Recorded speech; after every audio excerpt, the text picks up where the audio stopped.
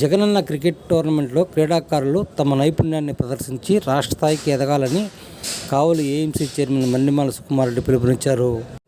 MLA Ramireddy Pratap Kumar Reddy ప్రత్యేక చొరవ తీసుకుని జగనన్న క్రికెట్ టోర్నమెంట్ నిర్వహించడం జరిగిందని వివరించారు. ఈ క్రికెట్ టోర్నమెంట్ నిర్వహణలో ప్రత్యేక శ్రద్ధ తీసుకున్న చంద్రశేఖర్ రెడ్డి, దేవధీరజ్ రెడ్డిని మన్నెమాల సుకుమార్ రెడ్డి అభినందించడం జరిగింది. వీరితో పాటు మరికొంతమంది కూడా ఈ టోర్నమెంట్ నిర్వహణలో పాలుపంచుకున్నారని వివరించారు. శాసనసభ్యుల గారి గురించి మనందరికీ కూడా తెలిసిన విషయమే. శాసనసభ్యుల గారు మంచి సంకల్ప బలంతో కావలి నియోజకవర్గ స్థాయిలోనే కాకుండా జిల్లా స్థాయిలో కూడా ఉండేటటువంటి క్రీడాకారులందరినీ కూడా ఈనాడు ఈ వేదిక మీద అందరినీ కూడా భాగం పంచుకొని వాటిలో మెరుగైన టీంలను కూడా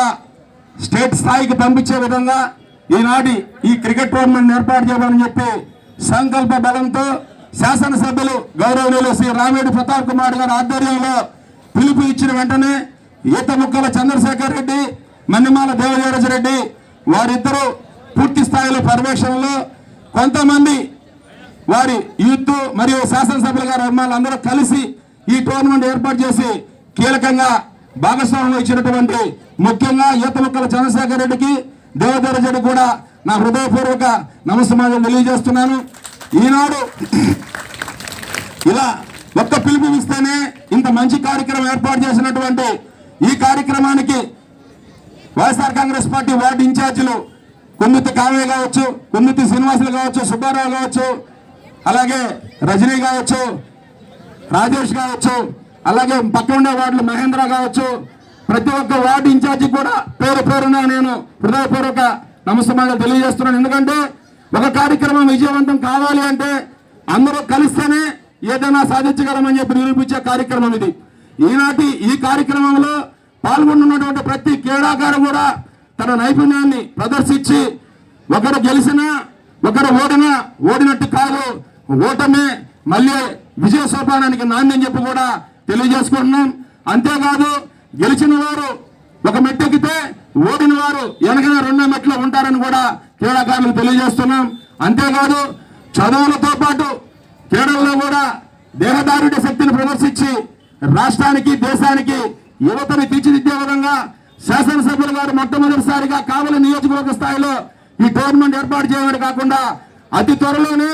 కబడ్డీ పోటీలు మరియు చెడుగుడు పోటీలు కూడా ఏర్పాటు చేస్తున్నందుకు శాసనసభ్యుల గారికి ప్రత్యేక ధన్యవాదాలు తెలియజేస్తున్నాం. ముఖ్యంగా అంతేకాదు రాబోయే రోజుల్లో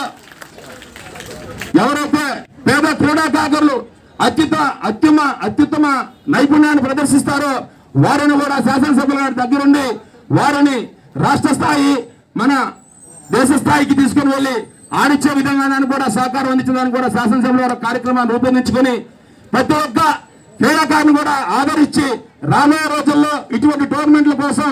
ముందుకు వచ్చి చాలా మంది నడిపించాలని చెప్పి కూడా తెలియజేసుకుంటూ, ముఖ్యంగా ఈనాటి ఈ కార్యక్రమానికి కష్టపడ్డటువంటి ఈతముక్కల చంద్రశేఖర్ రెడ్డి, మన్నెమాల దేవధీరజ్ రెడ్డి గారికి, ముఖ్యంగా సంకల్ప బలం మనసులో నుంచి చెప్పినటువంటి శాసనసభ్యులు రామిరెడ్డి ప్రతాప్ కుమార్ గారికి, వేదిక వచ్చిన పెద్దలందరికీ,